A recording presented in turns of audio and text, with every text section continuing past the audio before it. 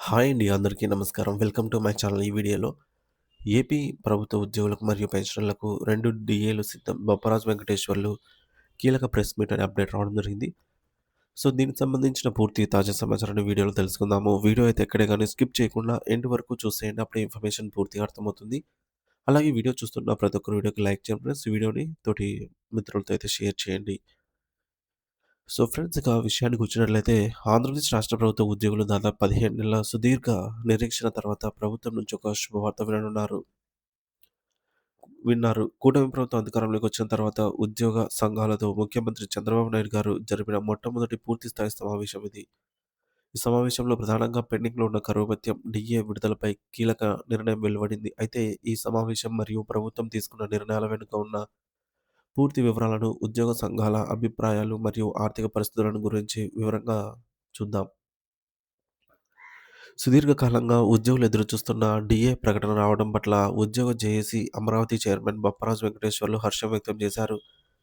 అయితే ఇది కేవలం ఒక డీఏ ప్రకటన మాత్రమే కాదని, ప్రభుత్వానికి మరియు ఉద్యోగులకు మధ్య తిరిగి సత్సంబంధాలు నెలకొల్పే ఒక ఆరంభమని ఆయన అభివర్ణించారు. గత 15 నెలలుగా ప్రభుత్వం ఆర్థిక ఇబ్బందుల కారణంగా, అలాగే ప్రజలకు ఇచ్చిన సూపర్ సిక్స్ హామీల అమలుపై దృష్టి సారించడం వల్ల ఉద్యోగుల సమస్యలపై పూర్తి స్థాయిలో దృష్టి పెట్టలేకపోయిందని, ఇప్పుడు ఆ సమయం ఆసన్నమైందని సీఎం భరోసా ఇచ్చినట్లు తెలుస్తోంది. ముఖ్యంగా ఈ డీఏ విడుదలకు సంబంధించి జారీ చేసిన జీవో నంబర్ 60 మరియు 61 పై మొదట కొంత గందరగోళం ఏర్పడింది. ఈ జీవోలో కేవలం రిటైర్ అయిన వారికి మాత్రమే చనిపోయిన వారికి మాత్రమే బకాయిలు చెల్లిస్తామనే అర్థం వచ్చేలాగా నిబంధనలు ఉండడంతో ఉద్యోగులు ఆందోళనకు గురయ్యారు. అయితే ఈ విషయాన్ని వెంటనే ముఖ్యమంత్రి కార్యాలయం దృష్టికి తీసుకెళ్లగా సీఎం చంద్రబాబు గారు తీవ్రంగా స్పందించి ఆర్థిక శాఖ అధికారులతో మాట్లాడి వెంటనే సవరణ ఉత్తర్వులు జారీ చేయించారు. ఇక గతంలో ఏ పద్ధతిలో అయితే డీఏ బకాయిలు చెల్లించారో వాయిదాల పద్ధతిలో, అదే పద్ధతిని కొనసాగించాలని ముఖ్యమంత్రి నారా చంద్రబాబు నాయుడు గారు ఆర్థిక శాఖకు ఆదేశాలిచ్చారు. సో, రాష్ట్ర ఆర్థిక పరిస్థితిని సీఎం ఉద్యోగ సంఘాల ముందు ఓపెన్ బుక్‌లాగా పెట్టారు. గత ప్రభుత్వం 2019, 2024 హయాంలో ఉద్యోగులకు చెల్లించాల్సిన బకాయిలు దాదాపు 25,000 కోట్ల రూపాయల వరకు పేరుకొని పోయాయని గణాంకాలు చెప్తున్నాయి.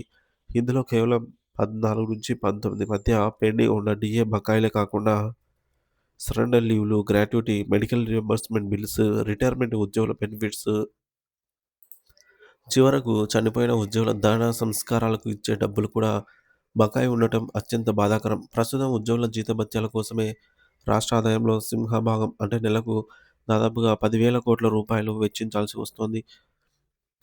సో, దీనివల్ల అభివృద్ధి పనులకు నిధుల కొరత ఏర్పడుతుందనైతే సీఎం భావించారు.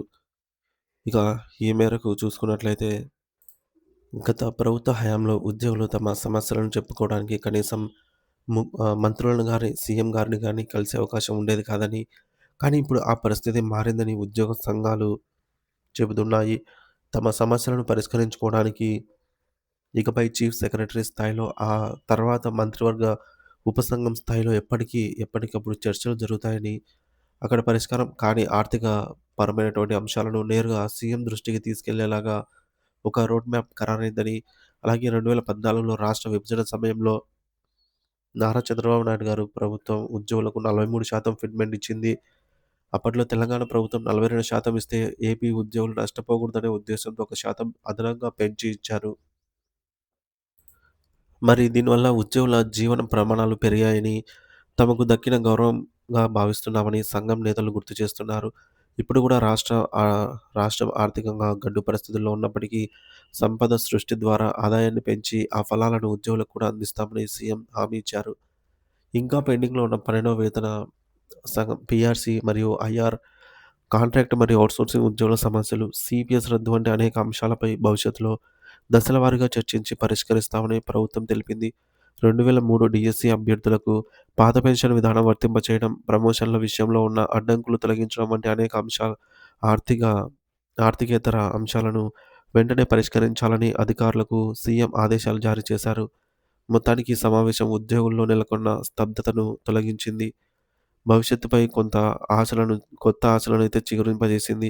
కేవలం డీఏ మాత్రమే కాకుండా ప్రభుత్వం మరియు ఉద్యోగులు కలిసికట్టుగా రాష్ట్ర అభివృద్ధిలో భాగస్వామ్యం కావాలనే స్పష్టమైన సంకేతాన్ని ఈ పరిణామం ఇచ్చింది.